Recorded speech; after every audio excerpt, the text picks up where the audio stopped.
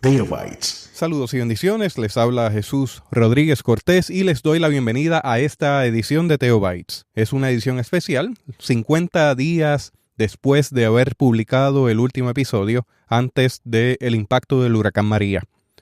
Y por esa razón hemos estado de forma irregular presente en este podcast y tomando responsabilidades en nuestras áreas de tecnología y telecomunicaciones, que es el área donde trabajo.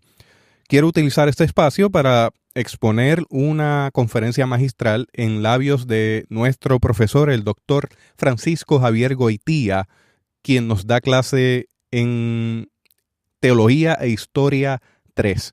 Y el propósito de esto es que el estudiantado pueda ponerse al día con materiales que se han perdido en esta emergencia y que sabemos pues va a ser de mucha bendición para el estudiantado y para su vida también. Así que le invito a escuchar y con mucho respeto, si va a opinar, pues hágalo en las redes siguiendo las reglas de etiqueta digital. Así que sin más preámbulos le dejo al doctor Goitía con la conferencia magistral. Teotecnología.com presenta Teobytes. Bienvenidos y bienvenidas a esta serie de módulos en el curso de Teología e Historia 3. En esta ocasión, en el módulo del 4 de noviembre del 2017, vamos a hablarle acerca de la Teodicea. Por supuesto, esto es relacionado a la llegada del huracán María a las costas de Puerto Rico el 20 de septiembre del 2017. Y luego vamos a hablarle de cómo teológicamente se puede discutir el tema utilizando a Daniel Migliore en la segunda parte de estas grabaciones y su libro Faith Seeking Understanding. Y en esta primera sesión vamos a utilizar el libro de Guillermo Hansen, Nancy Bedford, Nuestra Fe, una introducción a la teología cristiana. El terremoto de Lisboa de 1755. El terremoto de Lisboa fue uno de los sucesos más importantes de la historia de Europa, de tal forma que cambió el mundo. Lisboa a ese tiempo, en el siglo XVIII, era la capital de Portugal y sigue siendo la capital de Portugal. Y era una de las metrópolis más antiguas de Europa. La fundación de Lisboa es anterior a la de Londres, a la de París e incluso a la de Roma. En ese tiempo, para mediados del siglo XVIII, Portugal era uno de los países más importantes en las empresas conquistadoras de América. Y Portugal, y por supuesto Lisboa, era uno de los países, y Lisboa la ciudad, más fervientes, más devotos al catolicismo que había en toda Europa. El 1 de noviembre, el día de todos los santos y de todas las santas, todo el pueblo en Portugal en general y en Lisboa, su capital en particular, se desbordaron en las iglesias, en los conventos para celebrar, encendiendo velas. Recuérdense que no hay electricidad, haciendo toda expresión religiosa para celebrar el Día de los Santos y de las Santas.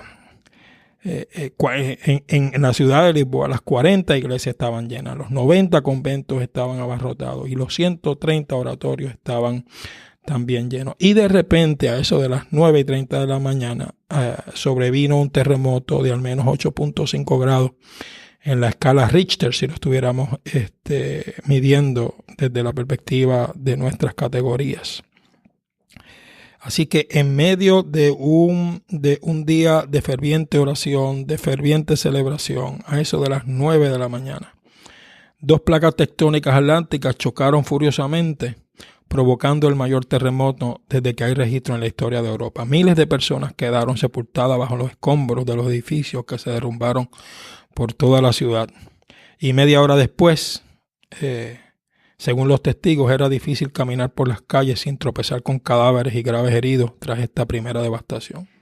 Lisboa fue devastada por un terremoto que ocasionó la muerte de cientos de miles de personas. Este terremoto, que duró alrededor de 6 minutos, no fue solo lo que le pasó a Lisboa. Luego de alrededor de media hora, 45 minutos, un tsunami llegó a Lisboa como media hora, 1 hora y media después, vamos a ser un poquito más certero. Y entonces los miles de sobrevivientes que se habían concentrado en la plaza, que se habían arrodillado a orar para que no siguiera pasándole esto que estaba pasando, los sacerdotes que estaban allí instando al resto del pueblo a arrepentirse de sus pecados, porque Dios había enviado este terremoto. Todas las personas que estaban sobrevivientes del terremoto fueron también atacadas por este gran tsunami. Una pared de agua de varios metros de altura se abalanzó sobre ellos y no tuvieron tiempo de refugiarse ni de huir, y los arrastró hacia el mar, llevándose la vida de centenares de personas. Pero el agua no fue suficiente para aplacar lo que había provocado como un derivado el terremoto, y era que empezaron una serie de fuegos, porque las velas y las lumbreras que estaban encendidas ocasionaron que se encendieran las casas de madera, y aunque el tsunami llegó a la ciudad, no fue suficiente para aplacar todos los fuegos que se habían formado en las partes altas.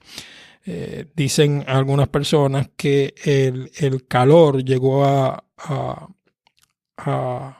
subir a los 1000 grados centígrados. Y en la tarde, cuando el viento empezó a dar, pues entonces empezó a extender el fuego. La destrucción del Palacio Real supuso una pérdida cultural equiparable al de la Biblioteca de Alejandría.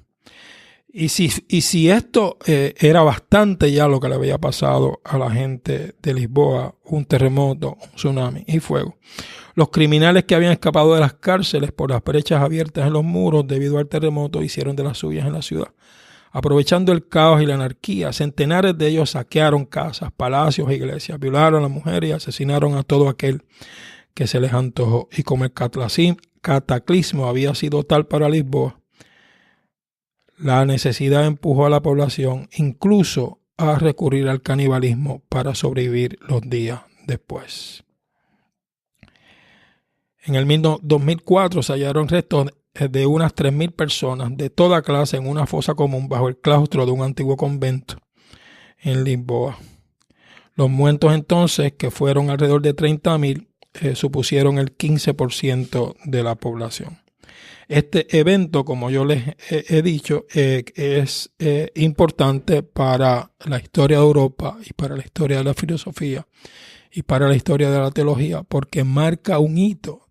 Toda Europa comienza a reflexionar por qué suceden estas cosas, especialmente a gente devota, especialmente a gente fiel, en momentos en que están orando. Y provoca la conceptualización formal de lo que conocemos como teodicea. En unos minutos entonces conversamos acerca del concepto y la manera en que la Iglesia lo ha discutido por mucho tiempo. En su libro Nuestra fe, una introducción a la teología cristiana, Nancy Bedford y Guillermo Hansen reflexionan acerca de la teodicea. La existencia del sufrimiento y del mal constituye un gran desafío para la fe en un Dios de amor, quien además creó y recrea el mundo. ¿Cómo puede Dios permitir el sufrimiento? ¿Será Dios realmente omnipotente si permite la existencia del mal? ¿Será Dios verdaderamente misericordioso si desde su misericordia todavía existen experiencias de dolor y de muerte y de injusticia? A partir del terremoto de Lisboa se comienza a reflexionar acerca de la teodicea. Gottfried W. Leibniz, un filósofo alemán, forma el concepto, la palabra teodicea, que es un neologismo, es una palabra que combina teos, Dios, y dike, justicia, para reflejar la pregunta: ¿cómo hemos de justificar a Dios ante la existencia del mal? Y aunque la palabra teodicea es relativamente reciente, estamos hablando del siglo XVIII, la formulación clásica de este problema está presente en la filosofía griega y en los libros del Antiguo y Nuevo Testamento y en la teología cristiana. Lactancio, en su tratado sobre la ira de Dios, planteó lo siguiente: ¿Cómo podemos resolver estas 4 oraciones? Dios quiere que, ¿cómo podemos, no tanto cómo podemos resolver, cuál de estas oraciones es la que se sostiene? Dios quiere quitar el mal, pero no puede hacerlo. Dios puede quitar el mal, pero no está dispuesto a hacerlo. Dios no quiere ni tampoco puede quitar el mal. Y Dios quiere y puede quitar el mal. Desde una perspectiva filosófica, desde la presunción, ¿verdad? Y la afirmación de la existencia de Dios. ¿Qué hace Dios con el mal? Está ahí, Él no quiere quitarlo. Lo puede quitar, pero no quiere hacerlo. Está ahí y no puede hacerlo. No quiere ni tampoco puede hacerlo. Quiere y puede quitar el mal. ¿Cómo se resuelve el asunto? Un poco más adelante que Epicuro, Leibniz dice que hay 4 afirmaciones que tenemos que pensar y ver cómo las resolvemos. ¿Cómo se sostienen las siguientes 4 afirmaciones? Dios existe. Dios es todopoderoso. Dios es amor y es bien. Y existe el sufrimiento de gente inocente.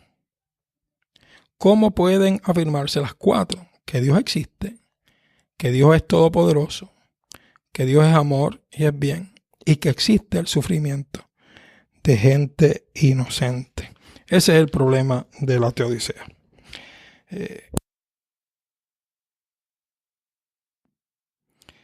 En el libro Nuestra Fe, una introducción a la teología cristiana, Hansen y Bedford discuten las alternativas que ha dado la Iglesia al asunto de la teodicea. Comienza discutiendo Agustín. En Agustín hay dos ejes centrales. Agustín comienza discutiendo la existencia del mal. ¿Qué es el mal? ¿Es el mal constitutivo de la realidad en un sentido último?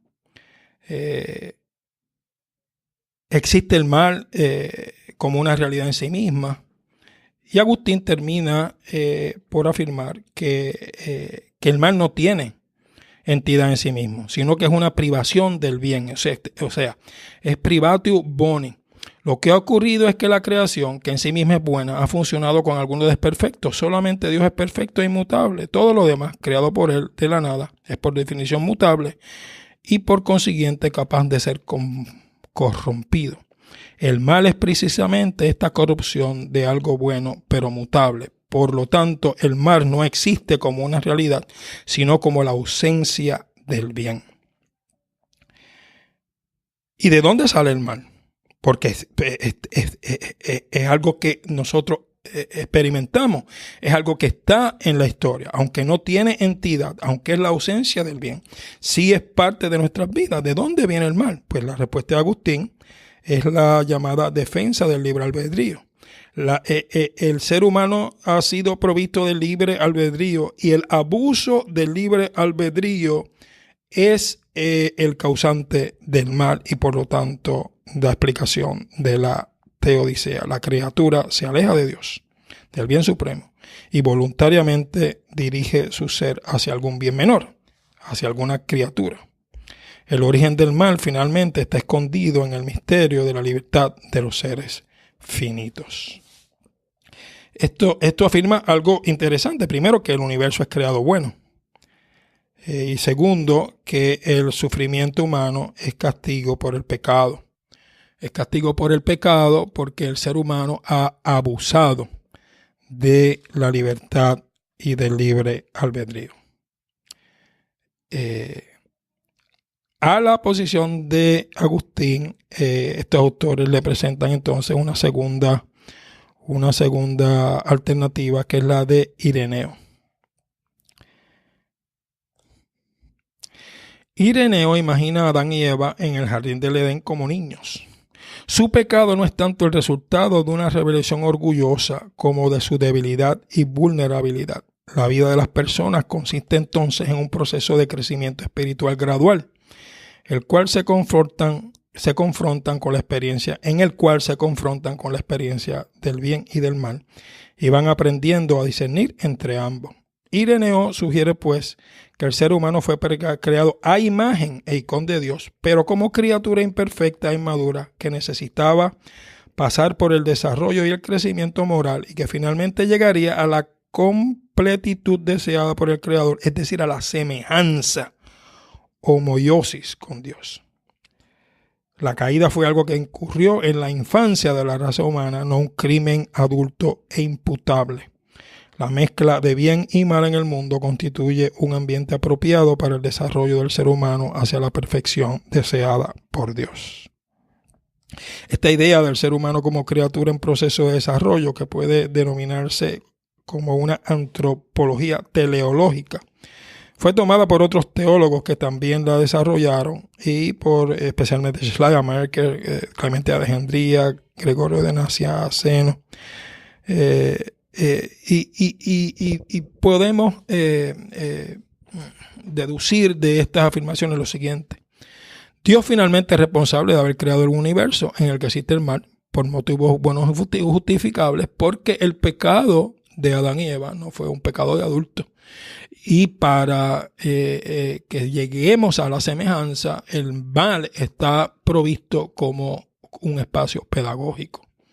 El mundo existe como ámbito en el cual el ser humano ha de desarrollarse y las imperfecciones del mundo sirven para fomentar este proceso gradual. La teodicea agustiniana es protológica, ¿verdad? Es la caída, pero va hacia el frente. La teodicea agustiniana se vive en el momento, ¿verdad? Es fruto del pecado humano y tiene consecuencias en el ser humano y en la historia. La teodicea ireneica tiene un énfasis escatológico. Como el proceso es pedagógico, como vamos creciendo y madurando a medida que vivimos, la teodicea entonces mira hacia el futuro y hacia los propósitos finales de Dios en su creación.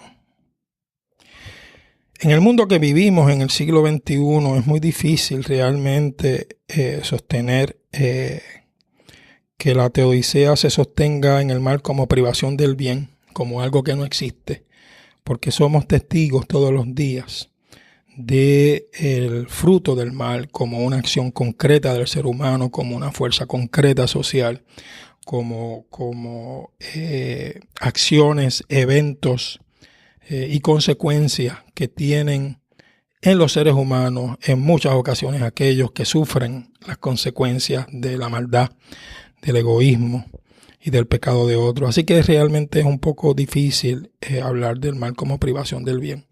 Y también es un poco difícil hablar de la teodicea o del mal como algo pedagógico, como que el mal está puesto en la fibra misma de la creación para que el ser humano pase de ser imagen a ser semejanza de Dios. Necesitaríamos, pienso yo, algunas conceptualizaciones de la teodicea un poco diferentes para atender lo que vivimos en estos días. Hansen y Bedford nos hablan de lo que ellos llaman la praxis de una teodicea cristomórfica. Hay un sentido en el que el mal y el sufrimiento no pueden explicarse, son irreductibles a una explicación teórica por sí misma envergadura. ¿Cómo explicar a unos padres atribulados el supuesto sentido de la muerte prematura de su hijo? En estos casos es mejor callar y acompañarlos en el sufrimiento. Ese acompañamiento puede ser, sin embargo, un acompañamiento con esperanza. Este acercamiento a la teodicea no pretende desarrollar una teoría global de la cual puedan deducirse aplicaciones a cada caso. Más bien, comienza inductivamente desde la experiencia de las víctimas y se pregunta, ¿dónde está Dios cuando sus criaturas sufren? ¿Dónde está Dios cuando sus criaturas sufren? En vez de hablar de la teoría, deducir desde conceptualizaciones filosóficas y hasta teológicas, ¿cómo es que esto se explica? Empezamos con el dolor, con la experiencia de las personas que sufren y entonces la respuesta que podemos dar es Dios acompaña en su sufrimiento a los sufrientes. Dios acompaña en su sufrimiento a los sufrientes. La cruz nos presenta a un Dios que sufre con los que sufren. Mas el sufrimiento de quienes sufren no es la última palabra, porque el sufrimiento de Jesús en la cruz no fue la última palabra. La resurrección es respuesta, aunque sea frágil y escatológica, al sufrimiento de quienes sufren, porque Dios en Cristo les acompaña, y quien les acompaña en el sufrimiento también resucitó de los muertos. He aquí una clave para la práctica ante el sufrimiento y el mal sin explicación. Dios, en cuanto Padre de Jesucristo, ha demostrado en la historia y en la vida concreta que es Dios de misericordia y de consolación. Según Pablo, ese Dios nos consuela en todas nuestras tribulaciones para que podamos también nosotros consolar a los que están en cualquier tribulación por medio de la consolación con la que nosotros somos consolados por Dios. Y agrega que si bien abundan en nosotros aflicciones idénticas a las que sufrió Jesucristo, abunda también por el mismo Cristo la consolación. Estamos entonces ante una teodicea práctica, más preocupada por el acompañamiento de los heridos que por armonizar la existencia del mal con Dios. Y entonces hemos presentado en esta sección, esta primera parte del módulo, 3 alternativas a la teodicea: la privación del bien y el exceso del uso y el abuso del libre albedrío que nos presenta Agustín, el proceso pedagógico donde vamos de imagen a semejanza y el mal es parte de lo que está puesto en la creación por Dios para el desarrollo del carácter y la espiritualidad de los seres humanos, y esta teodicea cristomórfica, práctica, donde en lugar de reflexionar deductivamente, en lugar de reflexionar en pura teoría acerca del sufrimiento, parte inductivamente de la afirmación que Dios acompaña en su sufrimiento a quienes sufren, mas el sufrimiento de quienes sufren no tiene la última palabra, de la misma manera que la última palabra no fue la muerte en la cruz, sino una tumba vacía. Porque a veces el sufrimiento simplemente no tiene sentido. Y porque a veces simplemente nos queda confiar, acompañar y agarrarnos de Cristo y tener esperanza contra toda esperanza. Teobites. Daniel Migliore nos habla también del asunto de la teodicea. Desde su perspectiva reformada, afirma la providencia de Dios, que es el poder de Dios para gobernar con su mano los cielos y las tierras, así como todas sus criaturas. El poder para hacer que las hojas y la grama crezcan, que la lluvia caiga y que hayan incluso sequías, para que hayan años de fruto y años de escasez, para que haya comida y bebida, salud y enfermedad, riqueza y pobreza y todo lo demás. No como un asunto de casualidad, sino por la mano misericordiosa de Dios. Y desde este asiento de la providencia, entonces se articulan respuestas al asunto de la teodicea. Una de las respuestas familiares desde la providencia de Dios al asunto de la teodicea, el argumento de la incomprensibilidad de Dios. No sabemos todo de Dios. No sabemos por qué hay tanto mal en el mundo o por qué ha sido distribuido de manera tan desbalanceada. Pero de alguna manera confiamos en Dios y debemos tener paciencia, porque Dios es más. Dios debe ser adorado. Otra manera de responder a la teodicea desde la providencia de Dios es entender que es castigo. Es una manera de Dios castigar a su pueblo. Dios entonces gobierna el mundo tanto con lo bueno como con lo malo. Los buenos reciben cosas buenas y los malos reciben cosas malas. Sino aquí en el mundo que vivimos, en el más allá, la vida por venir. Y la tercera manera de entender la teodicea desde la perspectiva de la providencia de Dios es pedagogía. Dios en medio de las experiencias del mal, Dios nos cuida para que cultivemos el carácter, para que cultivemos la esperanza y para que esperemos la vida eterna. Todo el sufrimiento se ve como una oportunidad de crecimiento. Todo sufrimiento, se ve como una oportunidad de crecimiento espiritual. Migliore también nos habla de algunas maneras de responder al problema de la teodicea un poquito más contemporánea. Nos habla de la teodicea de protesta, es decir, no nos debemos conformar con el asunto de la inconmensurabilidad, ni con el asunto de la pedagogía, ni con el asunto del castigo. Es un asunto difícil. El asunto del mal no solo prevalece, sino que a veces agobia, a veces nos involucra y nos envuelve de tal manera que no podemos responder.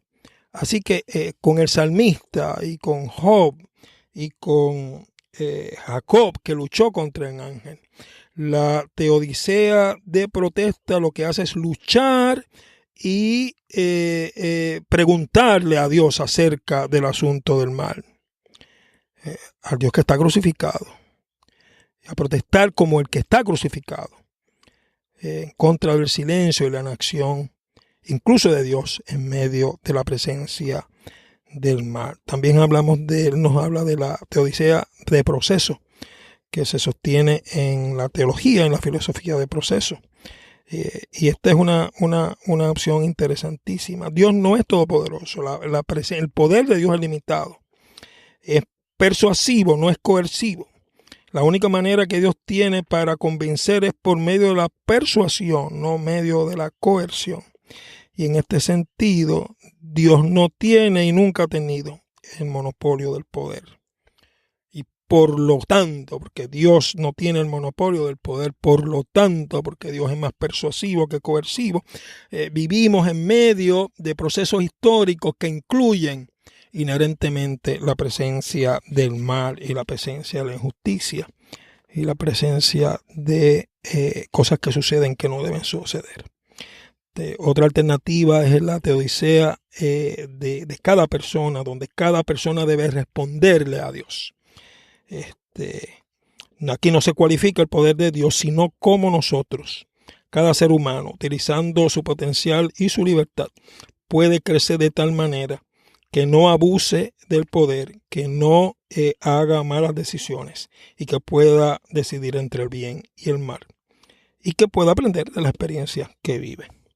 Y hablamos también, nos dice Migliore, de la teodicea de la liberación frente al problema de la pobreza, frente al problema de la enfermedad, del desbalance de riqueza. ¿Cómo podemos enfrentar a Dios? ¿Cómo podemos enfrentar la situación? James Cone, uno de los teólogos que representa la teodicea de la liberación, lo hace desde la perspectiva del siervo sufriente de Isaías y del asunto del sufrimiento redentor, que viene a su clímax en la persona de Jesucristo. Aquí es un llamado valiente a la participación humana desde Dios y con Dios en el sufrimiento, en la lucha, en favor de la justicia, en contra de todas las fuerzas que puedan mancillar la dignidad humana y en contra de todas las pasividades piadosas que puedan simplemente darle la espalda al sufrimiento. Así que hemos visto que tenemos innumerables maneras de responder a el asunto de la teodicea, y yo creo que es un tema que va a salir y que ha salido y que puede ser conversación pastoral en medio de la experiencia de María.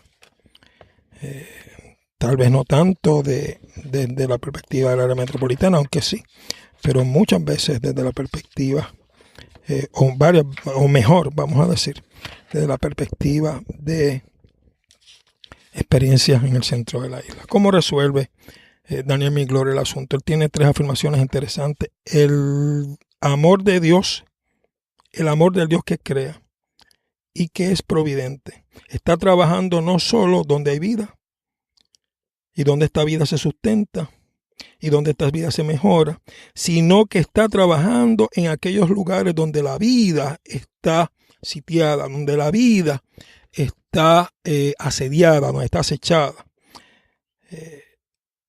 Y es este Dios creador, lleno de amor, trabajando, resistiendo, juzgando, para que el ser humano pueda vislumbrar su misericordia y su gracia. El amor de Dios que redime está trabajando no solo en las alturas y en las bellezas que nosotros vemos de la creación, sino en los misterios, en los hondanadas, en los hoyos de las depresiones de la experiencia humana.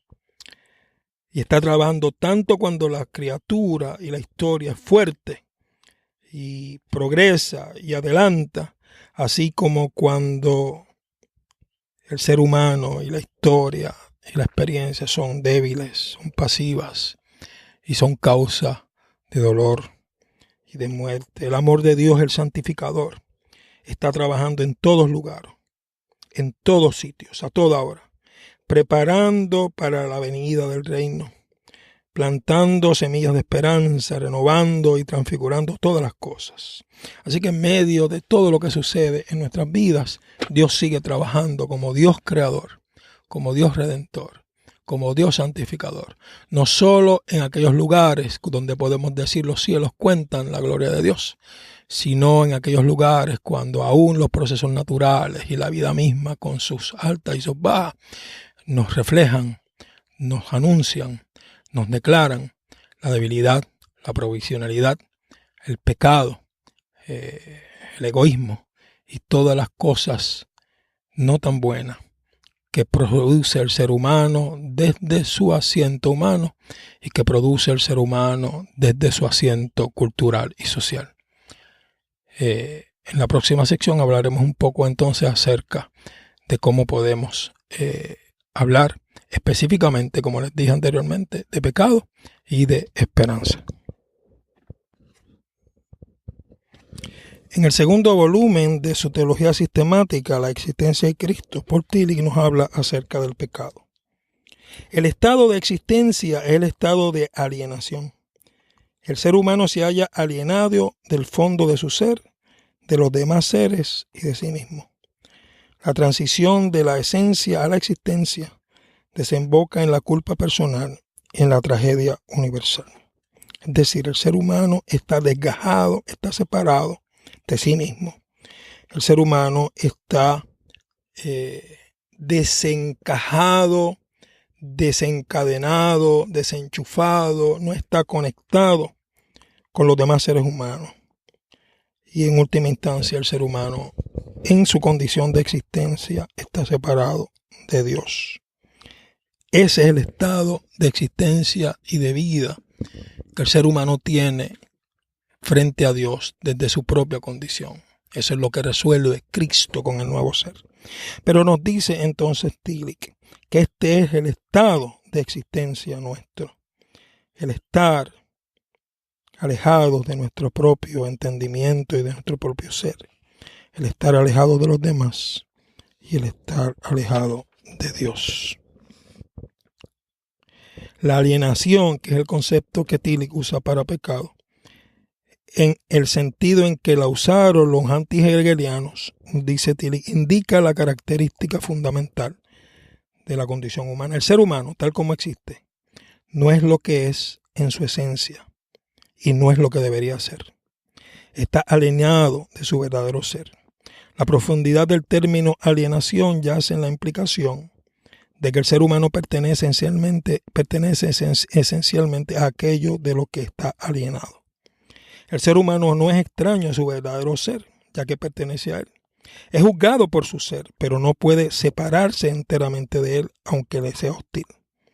La hostilidad que el ser humano siente hacia Dios prueba de un modo incontestable que pertenece a Dios. Donde es posible el odio, allí y solo allí es posible el amor.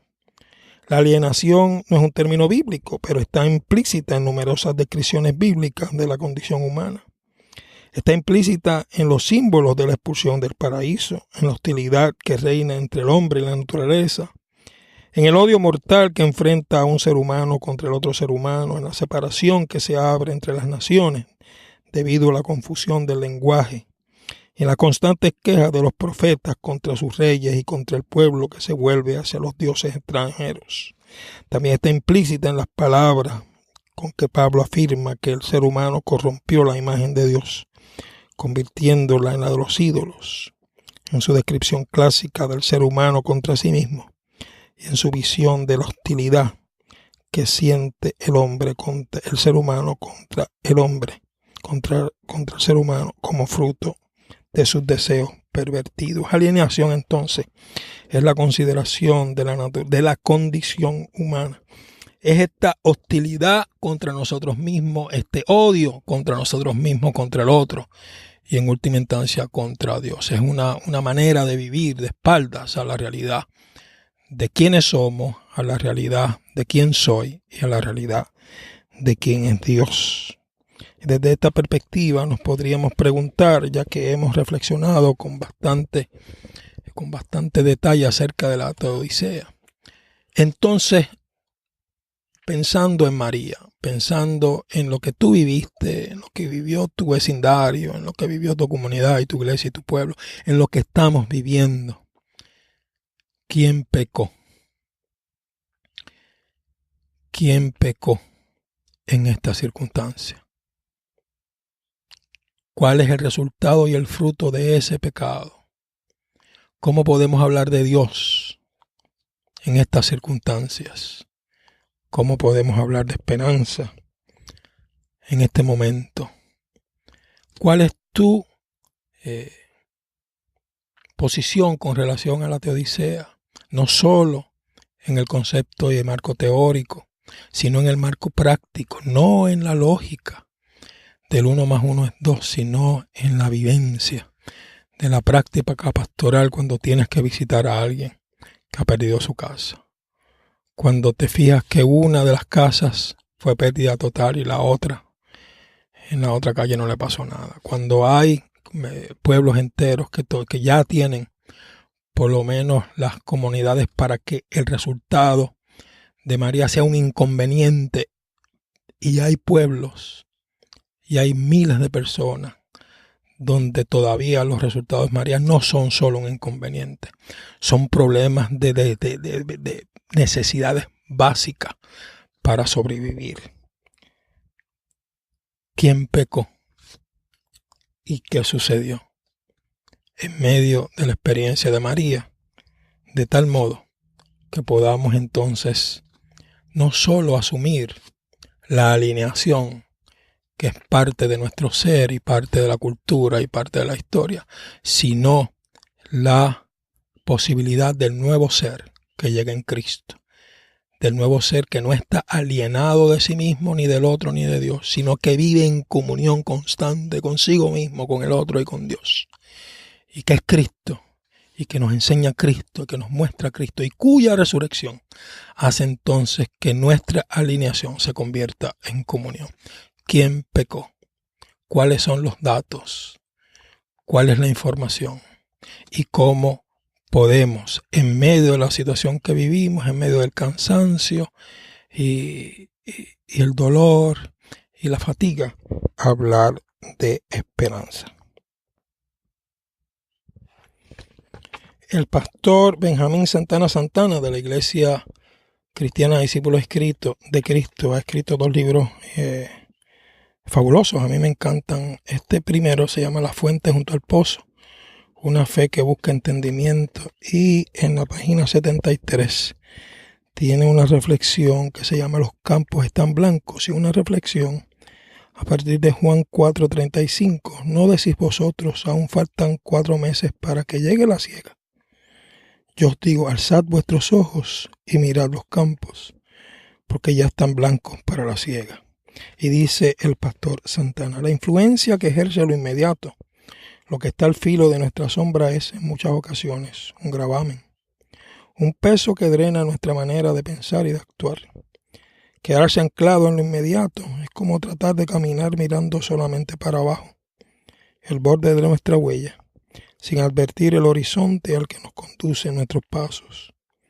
Lo inmediato es una categoría tanto de tiempo como de espacio, y en ocasiones ambas categorías pueden estar en una relación contradictoria. Puedo vivir en el mismo tiempo de muchas personas y estar profundamente distante de ellas. Puedo vivir cerca de muchas personas y no coincidir en el tiempo en que cada uno realiza tareas que pueden ser comunes. Aún en las dimensiones del componente emocional de cada uno de nosotros y de nosotras, la inmediatez es una manera de definir el estatus de nuestras relaciones humanas. A unos lo sentimos y tratamos más cerca que a otros, por diversas razones, dice el pastor Santana, estableciendo así las fronteras que describen nuestra relación de distancia y cercanía. Y dice más adelante: por eso, volviendo al texto que nos sirve de base para esta reflexión, podemos advertir la incongruencia explícita entre la manera en que los discípulos veían e interpretaban los acontecimientos y la mirada abarcadora y profunda de Jesús. De ahí que la invitación a sus discípulos de levantar la mirada y ver los campos blancos, listos para la siega, fue un desafío radical a desprenderse de la cautividad de lo inmediato como norte conceptual y decisional. En esa capacidad polisémica que en ocasiones Jesús le imprimía a sus palabras, entiéndase darle más de un sentido, los invita a mirar a fondo. Es decir, Jesús invita a los discípulos a que no miren hacia abajo, a que no se conformen con lo inmediato, sino que miren al horizonte, a lo ancho. Luego dice el pastor Santana: las consecuencias de los que nos convida a hospedarnos permanentemente en un presente inmóvil, en un resguardo hedonista de la convivencia que me dicta lo que tengo y veo en este momento, llegan a ser tentáculos que ahogan la vida personal y colectiva. Basta contemplar, comprobar esa realidad, basta para comprobar esa realidad. El cuadro de deterioro y muerte que tiñe como tinta indeleble todo nuestro tejido social, los vergonzosos y corruptos estilos de gobierno y administración de los bienes que nos pertenecen a todos, la búsqueda de enriquecimiento inmediato por medio de la apropiación ilícita, nos indican por dónde anda el espíritu de los pseudolíderes de nuestra sociedad en enfocarse en las conquistas inmediatas. Al precio que sea, es el esfuerzo que se roba la energía que podría ser usada en la búsqueda de formas más nobles y justas de convivencia social. Pero el guiño seductor de la gratificación momentánea produce una miopía incapaz de advertir la promesa del porvenir. Nosotros también, en muchas instancias, en términos personales y colectivos, estamos mirando hacia abajo, como los discípulos, incapaces de advertir los campos cargados de frutos y listos para la cosecha. Levantar la mirada es levantar la vida misma, con todo el poder que se ha concedido como obra que proviene de la mano de Dios, para orar en nombre de Dios mismo. El pastor Santana se ubica en la tradición de Tillich y de la alineación. Mirar hacia abajo, conformarnos con lo inmediato, no es una expresión concreta de la alienación de nuestro ser de nosotros mismos, de la alienación de nuestro ser de los demás y de la alienación de nuestro ser de Dios. Es mirar hacia abajo, mirar hacia el ombligo, es la definición de pecado de Lutero, incurvato sin se. El ser humano es aquel ser, el pecado es aquel ser humano que mira a su propio ombligo, que se conforma con alimentar la panza, pero no puede mirar hacia el frente, no puede mirar hacia adelante, no puede mirar hacia más allá, porque tiene toda su energía distribuida y concentrada en la satisfacción y gratificación de sí mismo por el tiempo y la distancia que se produce en lo inmediato. Tiene que ser hoy, tiene que ser ahora. La pregunta es cómo la alineación de nuestro ser, cómo la alineación de nosotros y de los demás y la alienación de Dios que se concretiza en nuestra geografía isleña en este sentido de inmediatez que se produce y que se desemboca en la dependencia, desemboca en la corrupción, desemboca en la no planificación, desemboca en la negación de los datos y de la realidad, es expresión del pecado que podemos descubrir cuando los árboles se quedaron sin hojas, cuando las casas se quedaron sin techo, cuando el agua anegó nuestras casas, cuando la oscuridad hizo presa a nuestros hogares. ¿Quién pecó? ¿Y cómo podemos salir de esta alienación, de este mirarnos hacia abajo? Y podemos escuchar la voz del Maestro que nos dice: los campos están listos, alza la mirada, levanta tu vida, mira de otra manera para ver cómo salimos de esta. Se define así entonces el pecado como participativo de los procesos teodiceicos, no porque los eventos naturales mismos sean pecado, porque de eso vamos a hablar más adelante, sino porque los procesos del dolor, del discrimen, de la opresión, de los procesos naturales que causan dolor y causan destrucción, en medio de esos procesos se manifiesta el pecado. El pecado personal, el pecado social, el pecado estructural, el pecado de uno, el pecado de muchos y de muchas. Cuando vemos lo que sucede, es necesario reflexionar con más detalle, con más fineza acerca del pecado, pero que las personas sean responsables y asuman lo que les corresponde asumir, tanto por el ejercicio como por la negación y la omisión.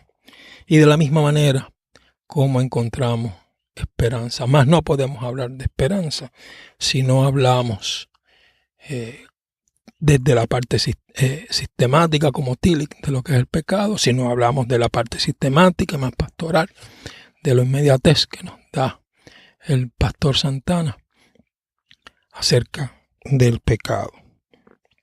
Yo lo voy a dejar aquí por esta reflexión de hoy, que es para el 4 de noviembre del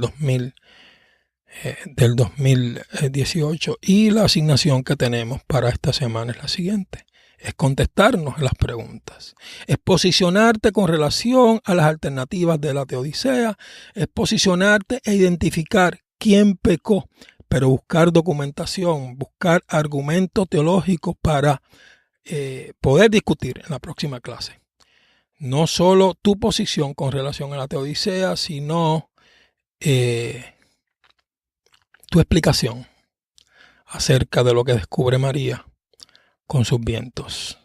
¿Cómo se explica desde nuestra posición teológica el asunto natural del huracán María? ¿Y cómo se explica desde el asunto social, personal y colectivo el sufrimiento y el dolor y la carencia de nuestro pueblo? ¿Quién pecó? ¿Y cómo podemos tener esperanza? Espero verte en la próxima clase, el sábado 11 de noviembre. Que Dios te bendiga. Le invito a visitar nuestra página en la internet para este podcast, que es www.teobytes.com, www.teobytes.com, y allí va a encontrar diferentes episodios de otros temas de mucho interés para su vida y para la vida de la gente que les rodea. Así que le invito a compartirlos. Hasta aquí esta edición de Theo Bytes. Gracias por darnos el privilegio de llegar hasta ustedes a través de las redes informáticas. Será hasta el próximo episodio. Que la paz y la gracia de nuestro Señor Jesucristo sea con ustedes.